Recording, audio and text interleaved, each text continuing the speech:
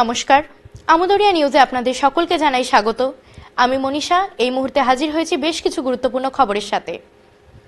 আরজি কর মেডিকেলে ধর্ষণ খুনে ফাঁসি সাজা চেয়ে উচ্চ আদালতে রাজ্য। আরজি কর মেডিকেলে তরুণী চিকিৎসককে ধর্ষণ খুনের দায়ে সিভিক ভলেন্টিয়ারের আমৃত্যু কারাবাসের সাজা হলেও তাতে সন্তুষ্ট নন রাজ্যের মুখ্যমন্ত্রী মমতা ব্যানার্জি।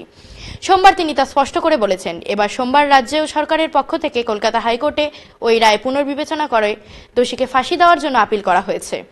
গত 9 আগস্ট আরজি কর মেডিকেলের একটি সেমিনার রুম থেকে ওই চিকিৎসকের অর্ধনগ্ন দেহ মেলে। তদন্তে নেমে গ্রেফতার করা হয় সিভিক ভলেন্টিয়ার সঞ্জয় রায়কে।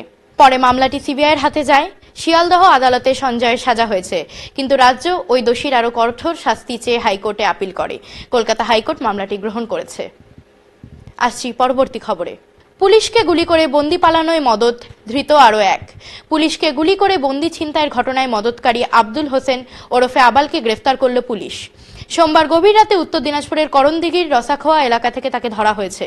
প্রাথমিক তদন্তে পুলিশের সন্দেহ ধৃত বাংলাদেশি। সে এদেশে ঢুকে অপরাধ চক্রে জড়িত হয়, তারপরে বিয়েও করে গোয়ালপাখরের এক তরুণীকে। জেলেই তার সঙ্গে সাজ্জাকের আলাপ হয় বলে পুলিশের অনুমান। তারপরেই আবাল সাজ্জাককে পালাতে মদত দেয়। ইতিমধ্যে এনকাউন্টারে সাজ্জাকের মৃত্যু হয়েছে। আগেই ধরা পড়েছে একজন মদতদাতা। আসছি পরবর্তী খবরে। ছত্তিশগড়ে আধা সামরিক বাহিনীর সঙ্গে সংঘর্ষে হত 15 মাওবাদী। ওড়িশা সীমান্ত লাগোয়া ছত্তিশগড়ের গড়িয়াবান জেলায় প্রায় 36 ঘন্টার অভিযানে 15 জন মাওবাদীকে আধা সামরিক বাহিনী গুলি করে মেরেছে বলে খবর মিলেছে। সংবাদ সংস্থা জানাচ্ছে, মৃতদের মধ্যে একজন প্রথম সারির মাওবাদী নেতা, যার মাথার দাম ঘোষণা করা হয়েছিল 1 কোটি টাকা। প্রচুর পরিমাণ আগ্নেয়াস্ত্র উদ্ধার হয়েছে। আসছি এই মুহূর্তে শেষ খবরে। শপথ নিয়েই ওয়ার্ক ফ্রম হোম প্রথা বাতিল করলেন ট্রাম্প।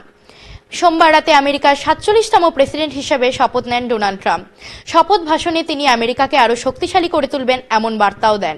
সোনার আমেরিকা গড়ে তুলবেন বলে ঘোষণা করেন তিনি। শপথ শেষে প্রাক্তন প্রেসিডেন্ট জো বাইডেনের আমলের 78টি চুক্তি বাতিল করেন তিনি, যার মধ্যে প্যারিসের জলবায়ু চুক্তিটিও ছিল। বাতিল হয় ওয়ার্ক ফ্রম হোম সুবিধাটিও, যার ফলে এখন সেখানকার সরকারি কর্মচারীদের সপ্তাহে 5 দিন নিজের অফিসে সশরীরে উপস্থিত থাকাই আবশ্যক। এখন এ পর্যন্তই। পরবর্তীকালে আসছি নতুন কোনো আপডেটের সঙ্গে। ধন্যবাদ।